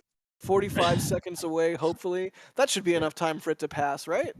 Oh gosh, yes. Yes. This is going to be a quick little hit and run rain shower here. Let me just get everything. Yeah, Yep. Jack, Yeah. take it away. I Yeah. need to. Do your thing. It We're looks looking like at the. the Go shower for is it. dissipating because the shower that's hitting him is that green and blue blob that's kind of dissipating as it comes on shore. Yep. And I don't think it's going to last long at all. Very good. Okay, cool. Well, I love that we are able to switch over to the weather radar view. Like, we just need to get Das in the studio in front of his green screen and doing some sort of gesturing at various areas. That would be great. Good question, Alex, about the number of times they would reuse a first. What do you think about that, Michael? How many times do you think they can reuse a first stage? Well, Elon originally said after every 10 flights, they would have to have substantial refurbishment. Now it sounds like that might be extended a bit based on the Right. actual data they've gotten. But with substantial refurbishment, they could fly them a lot longer. So it's hard to say how often they're going to need them to fly with Starship coming online. They already have a fleet of about a dozen boosters, so I'm not sure they're going to need that many more if Starship comes online in the coming years. Yeah, I mean it's interesting that if Starship gets to work as rapidly as SpaceX hopes, it could be the case that there are Falcon 9 boosters that get retired that are perfectly flight worthy and could fly many, many, many more times, but it's just no longer necessary. But I do have a feeling that despite Starship, it'll be quite a while before we see that. Maybe like 3 or 4 years. Perhaps more. I try not to be overly optimistic with Starship because I want it to all happen today, but these things take time. Even if they go fast, they take time. They do indeed. Okay, I have the camera all configured and safe and ready, so I'm back. And you need Excellent. it looks like the focus might have gotten bumped. Oh, did it? Hang on.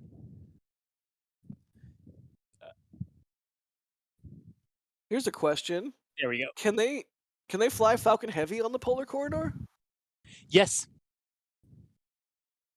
Cool, I had no idea. Yes, they can. Starship could do it too, since it has AFTS as well, if they went out of here. Very cool. Well, I mean, Starship, there is the sort of the beginnings of a Starship pad at 39A there, and oh my goodness, what a sight that would I know, be. right? Right? Let's see. Before we get too far behind in the super chats, we got 12 minutes and 48 seconds to go till launch. Dougal, thank you for the support. They're asking about the deployment order on this launch. Are Starlinks always the last to be released? Do we know about that, Chris? And he's also saying watch out for security, which I assume he means alligators. Yes, definitely watching out for security. Yes, so the Starlinks will be last because Starlinks ride on the bottom of the payload stack. So they will be the last to deploy. Yes. Very cool. The overall deployment sequence is like the first one, odd, like there are staggered deployments all over the place. Like when the Sherpa deploys, like it's carrying, a dozen or so satellites on it of the 88. So the deployment sequence is odd, but yes, the Starlinks are the last. Very cool. Good question, Dougal, and thanks for the support. Also, multi-ball. I'm pretty sure I'm supposed to read it like that. Thank you for the support there from Australia. Enjoy your morning mojito. Adam Steele, thank you for the support. And I'm glad that we're inspiring you. I mean, we're not really doing much but flapping our gums. I mean, Chris is the one being out there and putting in the hard work. Obviously, Michael, too, with everything he does. I'm doing the easy job today is my point. But I'm glad we're inspiring you. Really, it's SpaceX doing the hard work here, putting things into orbit in a rapid fashion. So thank you, Adam, for the support. Mick Fishroom, thank you for the new membership. Papa Mo, new membership. Sam Buck, thank you for the new membership. Wow, we got a bunch of new members again. What did I push the new member button? I hope I mean, if I did, thank you everybody. Crazy Amazing Delights, also new membership. Don't forget, if you're wondering why are these people becoming members, well, one, it helps us do what we do, and it's a monthly thing where we get to sort of plan ahead a little bit more than we otherwise might be able to. Also, you get stuff like you get chat emoji that are special. I'm gonna throw a Tory Heavy into chat right now. I know it's a Falcon 9 launch, but there we go, Tory Heavy. Um, and you get Discord access at Capcom level and above. You get member preview videos that go up on the YouTube channel live before the daily videos do from Boca Chica. So all kinds of cool perks, and you really help us out. So thank you to all of our new members today. Holy cow, we're coming up on T-minus 10 minutes. Yes, and it's kind of starting to stop raining. Kind of bit. starting is Kind of starting starting to to stop. stop. Sounds good. Yeah. Yeah, that sounds like it's trending positive. Yes, indeed. Let's- All right, let me reconfigure the camera. Take it away, Jack. Yeah, please do your thing. Alan Moore, thank you so much for the $25 super chat. Super appreciate the generosity there. Nothing to shake a stick at. And let's see, Michael Harrison. Thank you for the support. It said shuttle had SRBs that did 60 missions. So I don't know if we want to count the SRBs alone by themselves. And I know the SRBs, I mean, they landed in salt water and had to be recovered, and it was the case that those casings had to get pretty significantly refurbished in between each mission. If I'm not mistaken, I'm hopefully not angering either of the Chris's right now with incorrect shuttle information. But if memory serves, that was the case with those SRBs. So I don't know if we necessarily want to count those or if we want to count the shuttle orbiters or... Yeah, it's tricky because the shuttle orbiters actually orbited and the Falcon 9 first stage doesn't. But either way, I think it's safe to say Falcon 9 doing 40 missions would be one heck of an accomplishment. An individual Falcon 9 booster, I mean. But thank you for the support there, Michael. David, thank you for the $20 super chat. Super appreciate it. Super appreciate the super chat. David, Indeed, yes. Thank you to everyone who's joined and who's supported us. This is amazing. Thank you so much. Absolutely. So yeah, thank you, David. Super appreciate that. Daniel Hollier asking about thoughts on what life on Mars will be like. That's a very intense and nebulous question. We could wax philosophic on. Maybe you'll just have to wait for the next Starship stream for us to get into that one. But safe to say, hard but rewarding. Yeah. I think the shortest way I could put that. I think so too. Really quick, just because we were in rain emergency mode at T-minus 16 minutes, so liquid oxygen loading of stage 2 is underway as of the T-minus 16 minute mark. Coming up here at in a minute at T-minus 7, we will have engine chill down start, which is basically they open some valves on the liquid oxygen propellant lines or oxidizer lines and allow that liquid oxygen to slowly trickle down through all of the plumbing of each of the 9 Merlin engines, allowing them to get cooled down to an acceptable cold temperature for engine start so that they are not cryo-shocked at the moment of ignition when all of those super cold propellants start flowing through them. About 4.5 minutes before liftoff, we will have the pullback of the transporter erector to its 88.5 degree pre-launch position. Then fueling will close out completely at the 2.5 minute mark with final purges of the transporter erector and the ground support equipment with gaseous nitrogen to inert everything and safe it for liftoff. At T-minus 1 minute, Falcon 9 takes control of the countdown and everything goes internal to the vehicle, as well as final pressurization of the propellant tanks for liftoff. And the final go, no-go decision from the launch director is issued at T-minus 45 seconds. And if that happens and everything continues to go well and we don't have another wayward helicopter, the command to light the 9 Merlin engines will be sent in staggered start sequences, 2 engines at a time, about a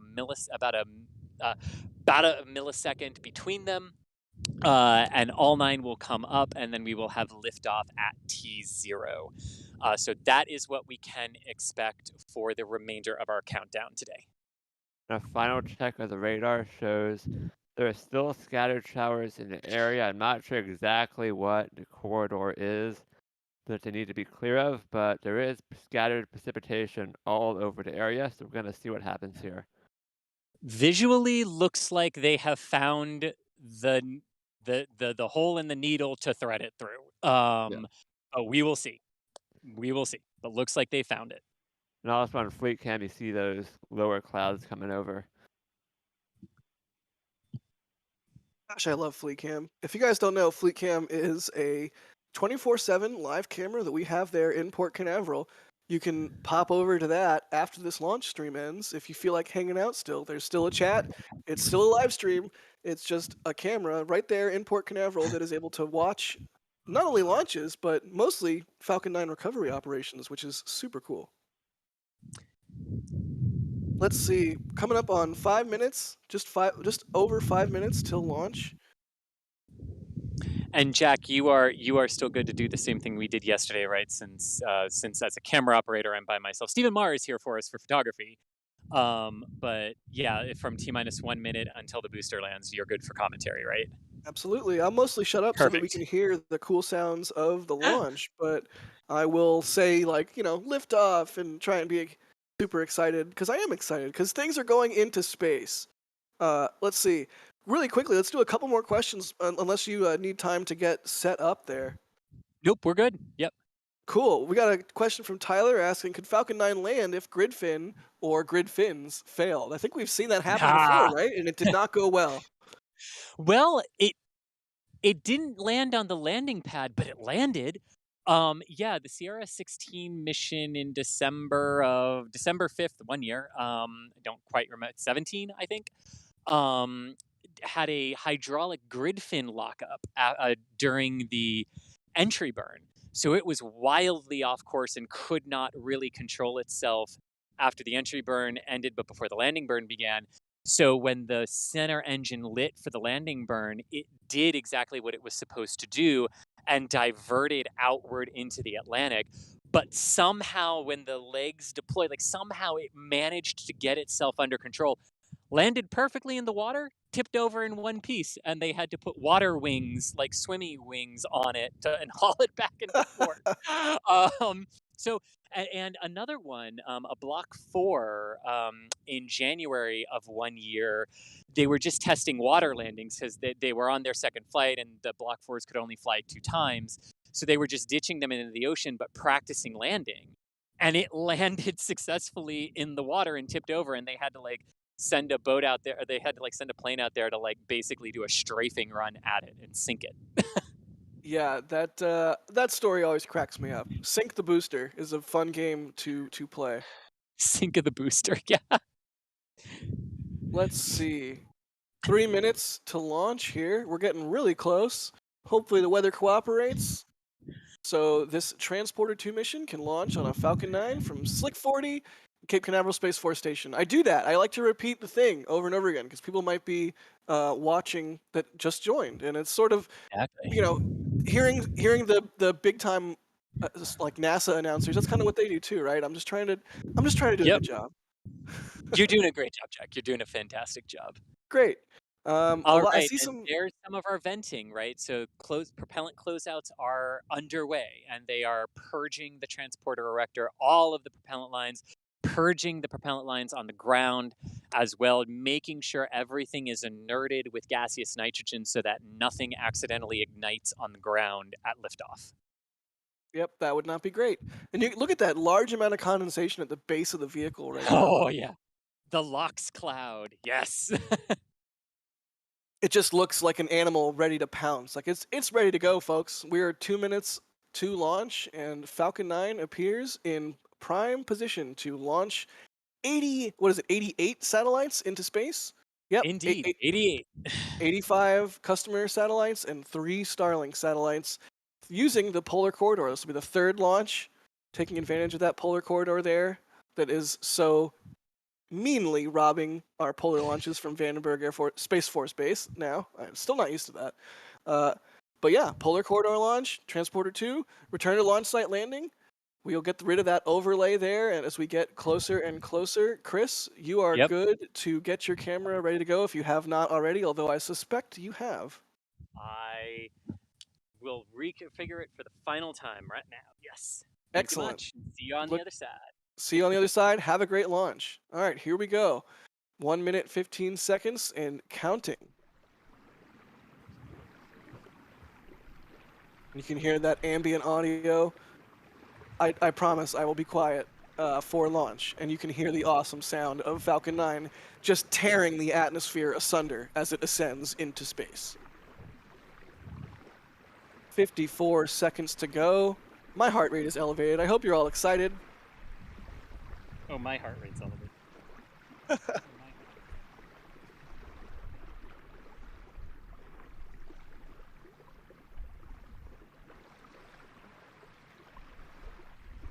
Coming up on 30 seconds. Launch directors, go for launch.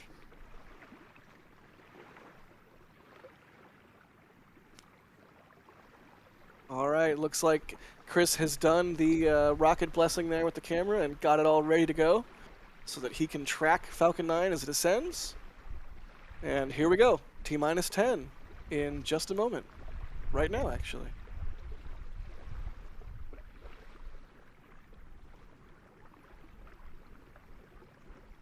See the sound suppression water starting up there, and ignition, and that's liftoff of Falcon 9 on the Transporter 2 mission using the polar corridor out of Slick 40. And I'll be quiet as the sound takes a moment to get to us.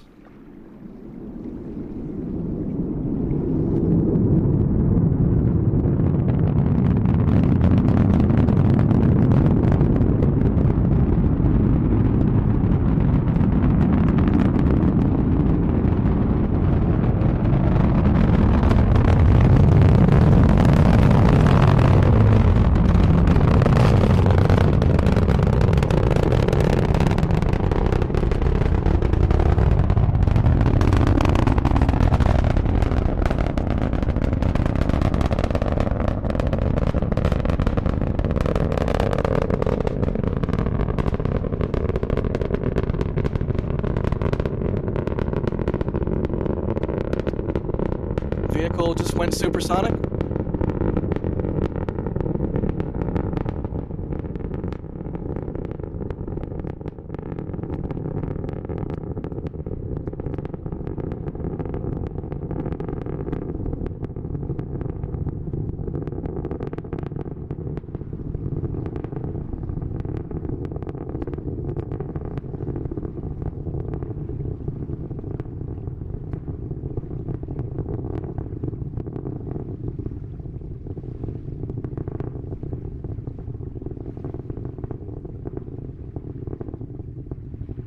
Looks like the SpaceX feed camera there reached a limit in its ability to tilt.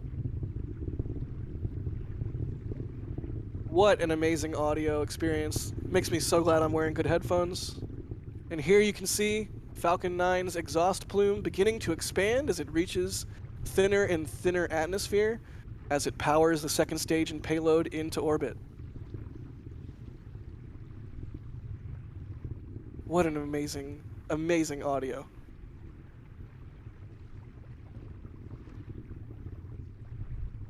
Just over 2 minutes into flight. You can still hear the rumbling from Chris's perspective. Here we should get main engine cutoff and stage separation.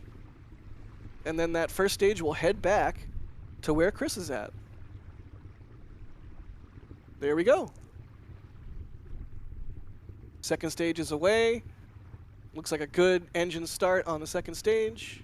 And look at that. You can see the first stage doing its backflip there as it's about to head back to the launch site. Let's see if we get engine start. Let's see if we get engine start on the... Yes, just barely before they cut the camera. Look at that.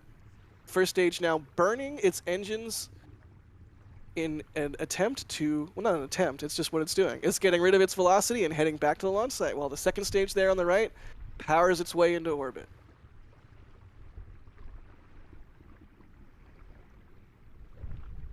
That was a really awesome track from Chris. I can tell you, I was watching our camera and the SpaceX stream, and Chris had the best track. Chris's was better. Yep. Oh man, no, it was fantastic. And really, I think my favorite part of our webcasts of these launches in general is the audio. Just the sound that we get is so satisfying. And it's one of those things from a rocket launch that is not easily conveyed to people that have not seen a launch. But you put on some good headphones and you listen to that, and just imagine your body shaking a little bit, and that's exactly what it's like being there. And Look at that. Awesome onboard shots in SpaceX. Absolutely Definitely beautiful. Okay. The industry leader of onboard coverage. Oh my Yep, God! and Yes. there goes can I the just say- payload fairing. Yeah, and I'm waiting for it to come back through the cloud deck here. That was gorgeous and loud. Amazing.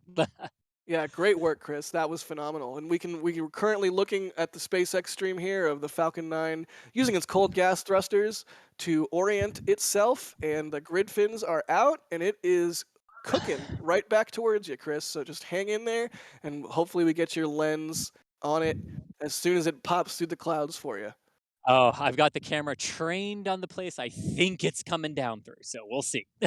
Excellent. I cannot wait to see that. So here we go. We got the second stage firing its Merlin engine, and we've got the first stage doing its little doots with the cold gas thrusters, headed back to the launch site.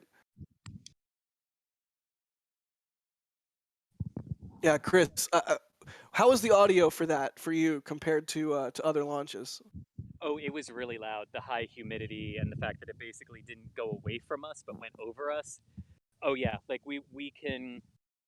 I can still hear it if I take the headphone off. That's I can amazing. still hear the thumping of it very, very slightly, but I can hear it. Yeah. What a All right, treat. I'm gonna get back off comms and just look for it in the sky now. All right, yeah, don't listen to me. I am not. You got more important things to do. So here we go. We've got Falcon 9 on the left. We've got Falcon 9 second stage on the right. Hopefully, on this audio that we've got here, we can hear the sonic booms as Falcon 9 goes transonic on its way back down. Come on, 1060.8. That's the name of the booster if you are just joining us and didn't catch that earlier. Once it lands, it'll become 1060.9, according to what Chris and I were talking about earlier.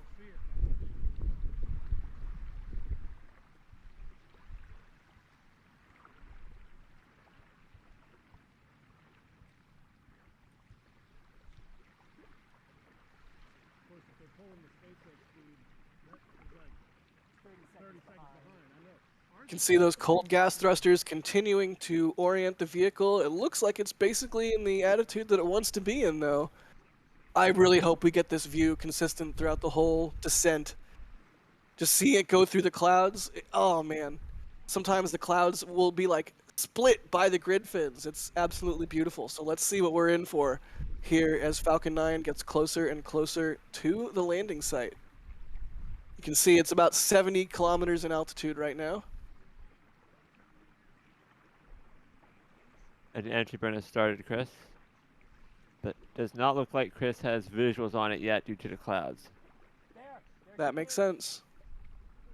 And we'll see it actually start on the stream, which is on a delay, but still waiting for Chris to see it. As soon as Chris sees it, I'll switch over.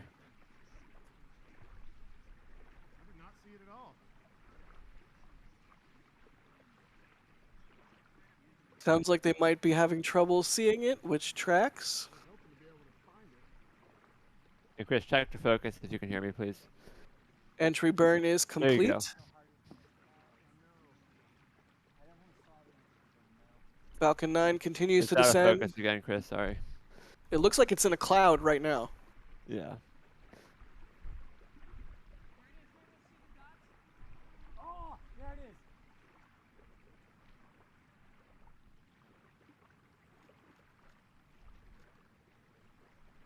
It sounded like he might have seen it. Wow, that's beautiful.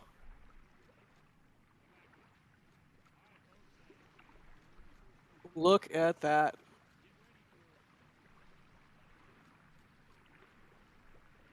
Whoa! Great views from SpaceX here.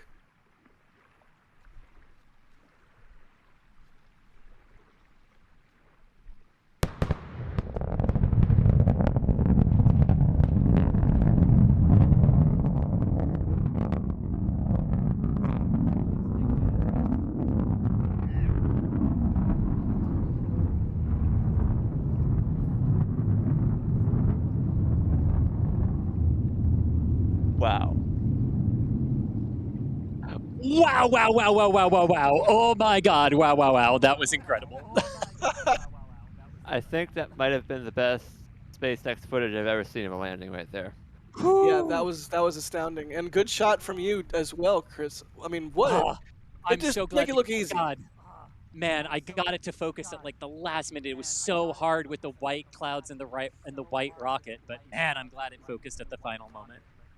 Look at that. It looks like booster 1060.9 is in dead center of the landing pad. Woo! That was excellent. And Seco won, right? Yes, Seco won. Look at that. We're in orbit too. Excellent. So now there will be a coast phase before they start up the engine again and refine that orbit. But second stage is in orbit. First stage is back on the ground. Way to go, SpaceX. What a beautiful launch. Chris, I can hear the excitement Oh in my your God. voice. I'm feeling it with you. Thank you for sharing this It's with all, us. oh my God. It's always like, I mean, it's just so cool. Like they come back and they land. Like it's so cool. I don't know. It'll never Never get gets old. old. No. And there is Doss's favorite view, the empty launch pad, meaning Falcon 9 has launched today. What's kind of cool is on this SpaceX graphic, you can see the dog-leg maneuver that it had to do to get around the Florida Peninsula. Yeah, look at that. Yeah, that dogleg maneuver is not kidding around. Whew. Just ride that always adrenaline amazing. wave, Chris. You got it. I am, and it's like it's always this moment, like after it's all said and done, where I'm like, right, when's the last time I ate? Why am I suddenly hungry? Like, Yes. oh my gosh, that was amazing. Yes, thread the needle. That's what we like. Thread the needle through the weather, and we got the booster back. So that is now B1060-9. Because they technically get their level up as soon as they land. So that is so successful so far. But there is a second burn to this mission before all the satellites start to deploy. I'm not getting the signal to wrap up just yet. So if we have some questions, I can definitely take some before we have Sure. to break down here. Yeah, sure thing. Oh, that's right. Sorry, Steven just reminded me. We've got like 30 minutes. Throw me all the questions you want because we're under road closure lockdown until they finish safing the booster. So, yeah. Yeah, that makes sense. Let's see. Will they be recovering the fairings on today's mission? Yes, indeed. Haas Briarwood is in the Bahamas, in the waters off the Bahamas, waiting, or in Florida, waiting to catch the payload fairings, or not catch them, fish them out of the water and return them to Port Canaveral. Both of the fairing halves on this mission have at one half supported the first polar launch of SAOCOM 1B out of Florida. The other half supported the second polar launch of Transporter 1.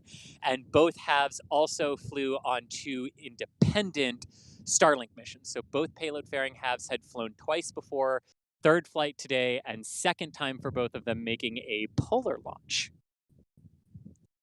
Not that the fairings matter for a polar launch, I just think that's kind of cool. Like, Oh, that's super cool. Let's see what else we got. We got a bunch of super chats I can run through. Pepsi Man, thank you so much. Asking about Starlink Wi-Fi inside Starship. I mean, that's presumable. Maybe. I don't know. if it stays in low Earth orbit below the constellation, it would be as soon as Starship would get above it, it can't communicate with them. That makes sense. Mr. Zyplexer, thanks for the new membership. Dustin, thank you for the new membership. Really appreciate that. Paul, thank you for the support there. Gareth, thank you for the support. When are they going to use Falcon Heavy again? Gareth asks. There is a Falcon Heavy, at least one or two, right? Coming up. They just have been delayed a couple times. Yeah, there is one. There is one still presently on the books for later this year, and then there's one next year, and then there are more after that because there are two for the U.S. Air Force or Space Force here coming up. There's Falcon Heavy also basically has the contract for Halo and PPE for the first two elements of the Lunar Gateway. It will have commercial lunar like Dragon XL cargo redelivery for the Gateway. It'll be used for that.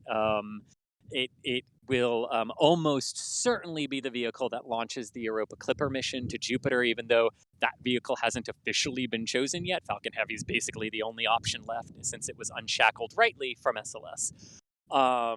So yeah, no, Falcon Heavy has a fairly healthy launch schedule for a heavy vehicle like itself coming up here in the next few years. Yeah. That makes me so happy. I love Falcon Yeah. Heavy and all large rock. I mean, Delta Heavy too. Oh yeah, Oh yeah, gosh, yes. Let's see. Joe Kane, thank you for the support. Someone in the back, thank you for the support. Here's some money to bribe security, they say. Thank you for the kind words. Paul, thank you for the support. Good luck from Baby Milo, Paul says. I don't know who Baby Milo is, but hopefully, well, thank you for the luck. It seemed like it went well. The rocket is in space and on the ground, respectively. Yes, I love that. Yeah. Night Shared, thank you for the support, asking if we can cross to Boca Chica after this, because Section 7 is lifting. Is it actually lifting, or are they just attaching it to the crane? Rest assured, if something interesting is happening in Boca Chica, we will stream it. But for now, we're hanging out in Cape Canaveral land. Michello, 90, thank you for the support. And Remy Turk, thank you for the support. They say empty pad, empty pad, empty pad. Yep, that's what we like to see. That is what we like to see after a launch, because that means it didn't scrub and we don't have to do it again tomorrow. And the things are in space.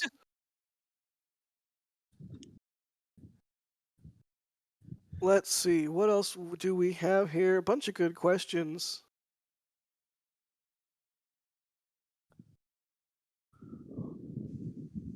Fabio asking, any news about a shortfall of gravitas? That's the next drone ship, right? Yeah.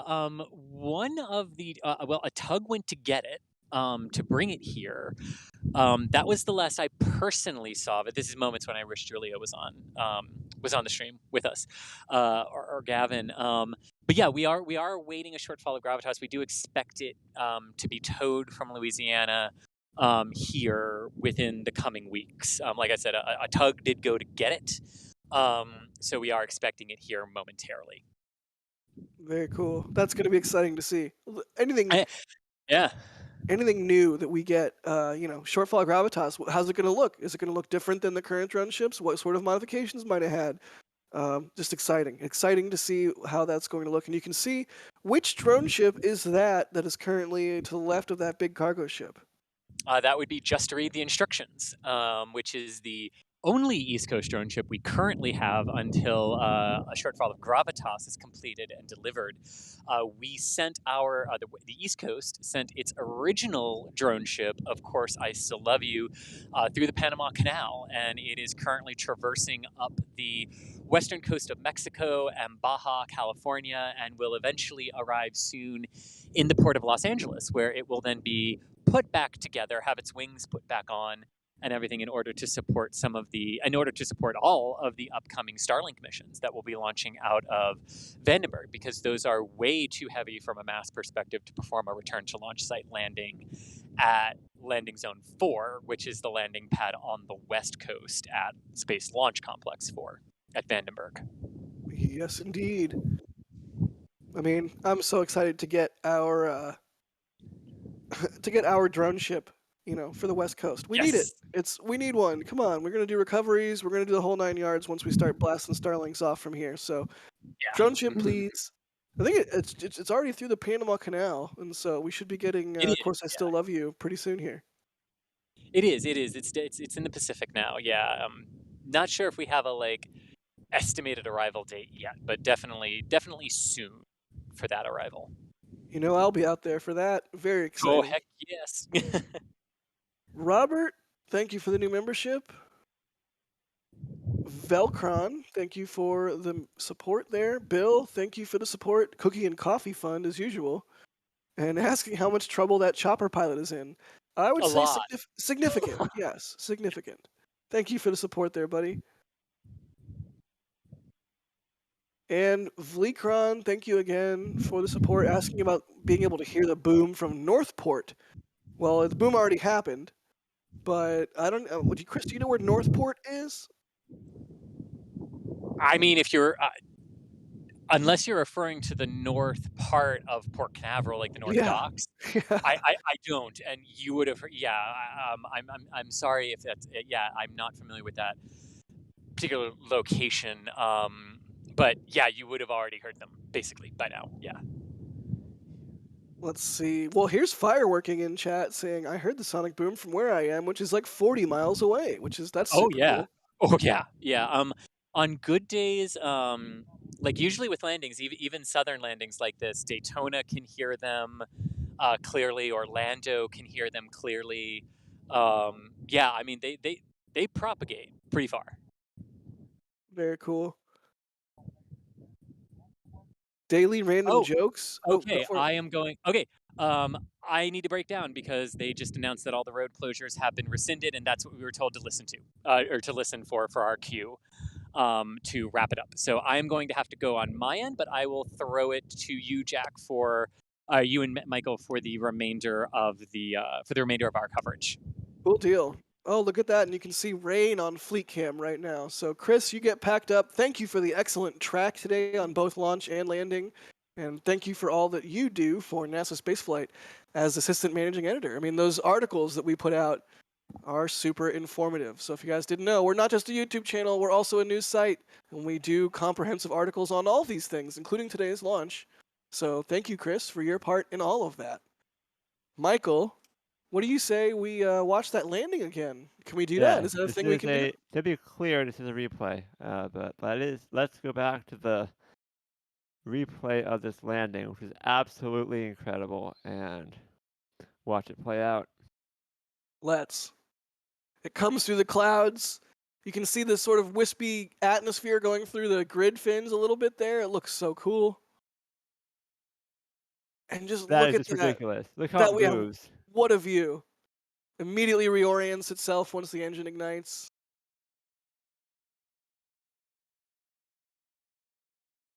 That's obviously a robot. That's probably A Mars cam. I think they use live telemetry. I'm not positive, but I've seen some hints. I think it might be tracking with live telemetry. That would make sense. And it's Blue Origin. Yeah. Photobombing the Blue Origin pad. And bingo, bango, right on the center of the pad. Look at that. And the dust cloud slowly wafting up around it, all epic. Let's watch it one more time. We have to.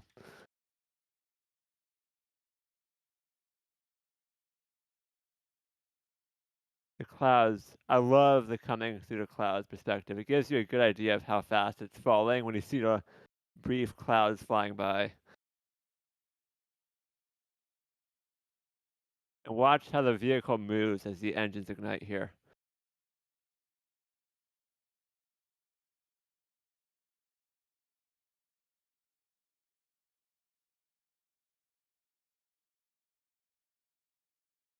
What a shot. There's like some vapor around the grid fins right before ignition. I mean, and it reorients itself like that, right? Because otherwise, if something goes wrong, it won't hit the landing pad. It would hit offshore, right, into the water. Yeah, correct. Like on CRS-16. So that reorientation is necessary because the booster is doing work to get itself exactly where it needs to be to actually hit the landing pad at that point. Very cool. Boop.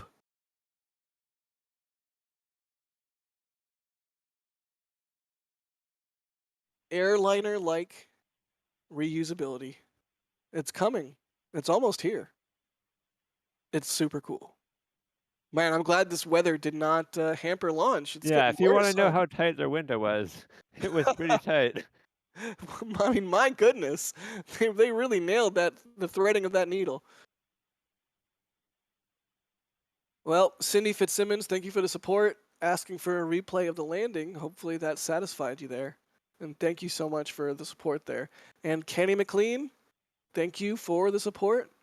Asking about how the transporter erector moves. Is it like the NASA crawlers? I don't think it has treads. It's on rail tracks, right, Michael?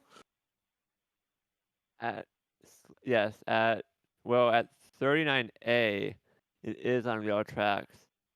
At Slick 40, I'm trying to remember. Somebody can correct me if I'm wrong.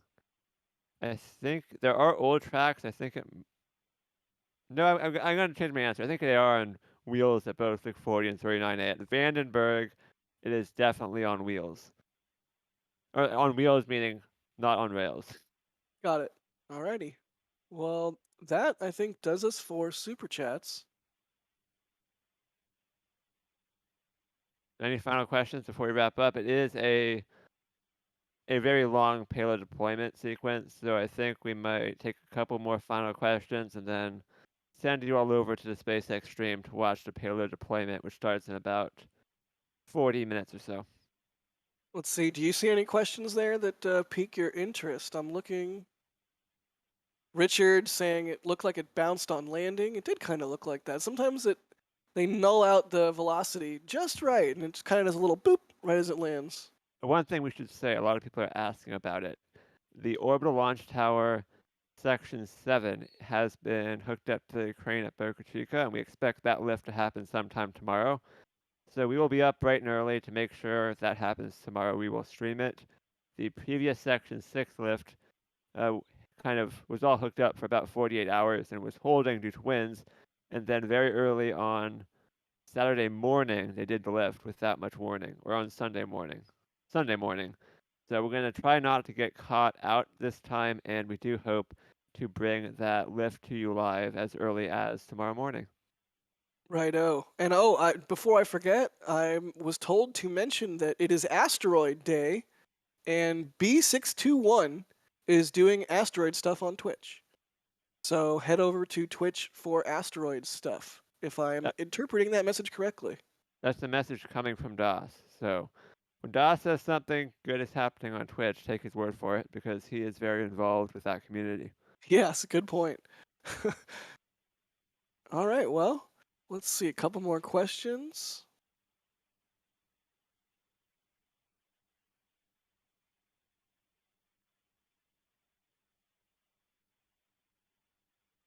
Here's Levy Tan asking, why does...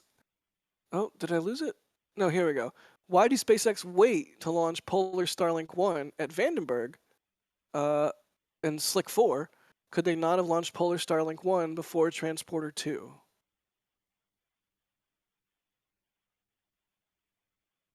Do you have any thoughts sorry. there, Michael? No, you're good. I know you were typing. Why'd they launch Transporter 2 before Starlink 1 from Polar? I think they just were still getting Vandenberg ready to support missions. I mean, of course, I still love you. The drone strip is needed for the Starlink launches, so I think they have not really got Vandenberg into a state where it's ready to support a higher launch cadence until they were able to get a shortfall of Gravitas online on the East Coast, so that, of course, I still love you could move over. And now that of course, I still love you drone ship is freed up, they have a need and an ability to support a higher launch cadence out of Vandenberg. So now we're going to see more missions going to the West Coast. And I would not be surprised if some of the future transporter missions, SpaceX has several upcoming transporter missions. So I would not be surprised if some of those take place in Vandenberg instead of Florida. Makes sense.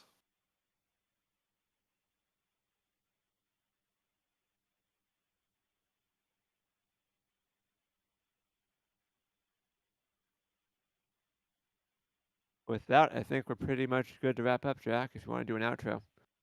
Yeah, well, we were joined today with the excellent camera views from Chris Gebhardt. So thanks again to Chris G for being out there and bringing us those amazing views. He's not on comms right now because he had to flee the premises. They shoo him out at a reasonable amount of time after launch. So he's doing his thing, getting off base there. But thank you so much, Chris G, Assistant Managing Editor of NASASpaceflight.com and camera operator and streamer extraordinaire. And Michael, thank you for operating the stream today and getting that replay working and doing all that you do for NASA Spaceflight. It's super appreciated.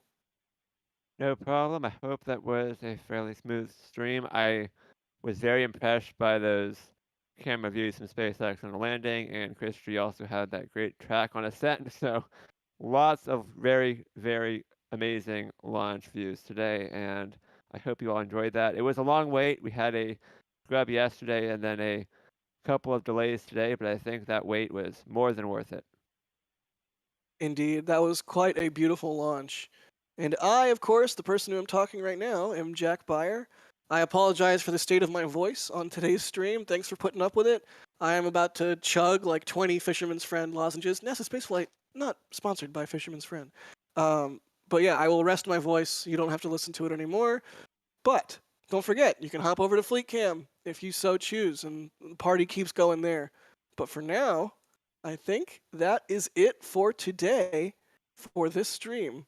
Keep your eyes on the prize. Don't forget to subscribe and like this video. If you subscribe, you'll get a notification next time we go live and whenever we post our awesome daily update videos. So don't forget to do that. Thank you to everyone who super chatted and all of our new members from today.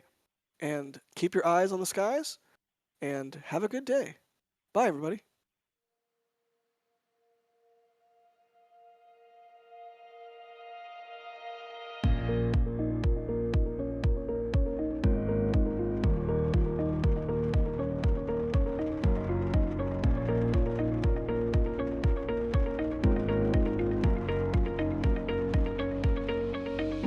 We have liftoff. Propulsion continues to be normal. The chamber pressure looks good.